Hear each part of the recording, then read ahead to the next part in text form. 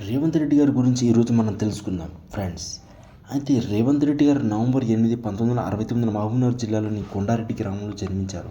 అయితే తన విద్యాభ్యాసం స్థానికంగా పూర్తి చేసిన తర్వాత ఉన్నత విద్య కోసం హైదరాబాద్ నుంచి అక్కడ తన రాజకీయ ప్రస్థానానికి బీజం వేశారు. అయితే రేవంత్ రెడ్డి గారు తెలంగాణ రాష్ట్ర సమితిలో చేరి రాజకీయ జీవితాన్ని ప్రారంభించారు. కానీ ఆ తర్వాత తెలుగుదేశం పార్టీలో చేరి ఎమ్మెల్యేగా గెలిచారు. అయితే కానీ ఆ సమయంలో కూడా తను 2015లో కొన్ని రాజకీయ ప్రస్థానంలోకి దిగి కొన్ని రాజకీయంగా వివాదాలు ఎదుర్కొన్నారు.